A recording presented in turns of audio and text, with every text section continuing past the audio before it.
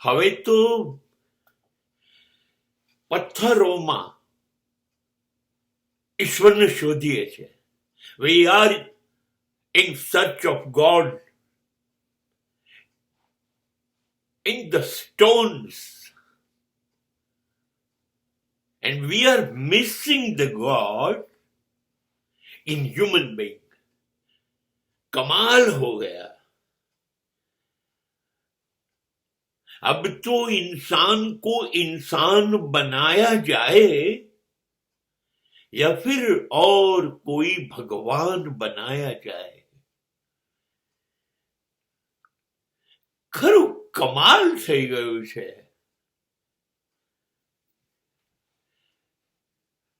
ડાકોર જઈએ, અંબાજી જઈએ, દ્વારકા જઈએ, સોમનાથ જઈએ, બદ્રી, કેદાર, ગંગોત્રી, જન્મોત્રી, અમરનાથ, સાહેબજી ક્યાં ક્યાં જઈએ. ગૌરવ ગાથાઓ 12 જ્યોતિર્લિંગ અમે જોયા છે. આ હા હા. પણ નેપાળનું પશુપતિનાથનું શિવલિંગ,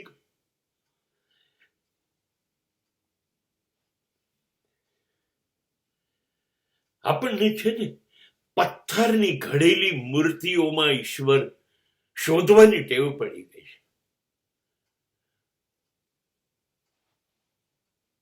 અને આપણો ઈશ્વર એ આરસ પાણના અબજો રૂપિયા ખર્ચેલા કોતરણી કામવા મંદિરમાં મૌન થઈ ગયો, ચૂપ. પાંજરામાં પૂરેલા પોપટ જેવો પછી ભલે ને પાંજરું સોનાનું હોય, એમાં દેખાય છે આપણને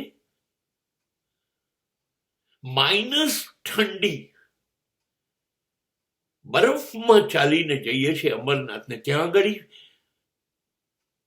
શિવ દેખાય છે. કૈલાસ યાત્રામાં શિવ દેખાય છે.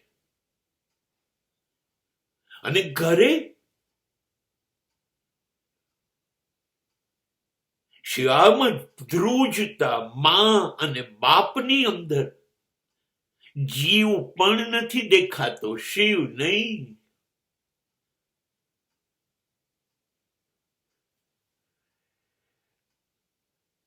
દોડ દોડ દોડ કરે. માણસ માત્ર ઈશ્વર છે, કેમ કે એવું કહેવાયું છે દરેકની અંદર હું રહેલો છું. આત્મા એ જ પરમાત્મા છે. એટલે તો માણસ જીવંત છે, હસી શકે છે, રડી શકે છે, એને લાગણીઓ છે, એને માન અપમાન છે. આવું બધું કશું જ પથ્થરની મૂર્તિને નથી.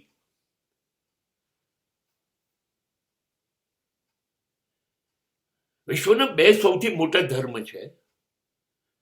હા, હિન્દુ સનાતન ધર્મની વાત છોડો, એ સિવાય ઇસ્લામ અને ખ્રિસ્તી બંને ધર્મમાં, મસ્જિદમાં કે ચર્ચમાં ઈશ્વર તો છે જ નહીં. ના પાડે છે, નથી ઈશ્વર.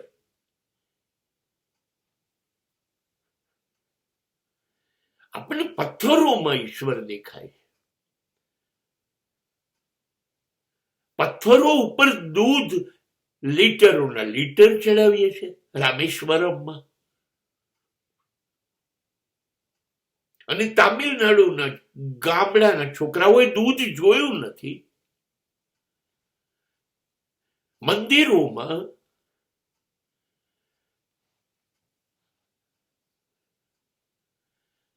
સૂકા મેવા, કાજુ, દ્રાક્ષ, બદામ, અખરોટ, પિસ્તા ઈશ્વરને ધરાવવામાં આવે છે. ને બહાર ભિખારીઓ પગથિયા પાસે ખાધા વગર 2, 4, 5 દિવસથી રખડે છે બિચારા. જીવન ખોઈ ચૂક્યા છે. ત્યાં ઈશ્વર નથી દેખાતો.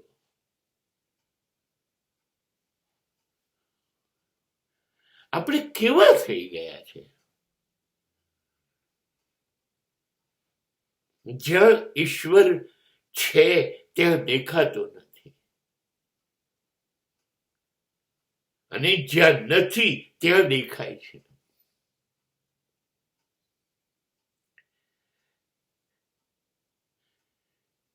એક દારૂડિયો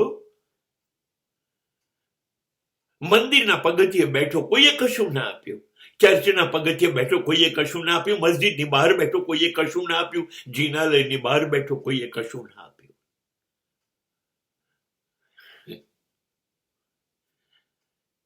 કંટાળીને દારૂના પીઠા પર, શરાબ ખાના પર જઈને બહાર કે કદાચ કોક આપે તો. અને સાચે જ એવું જ બન્યું. એક લથડિયા ખાતો દારૂડિયો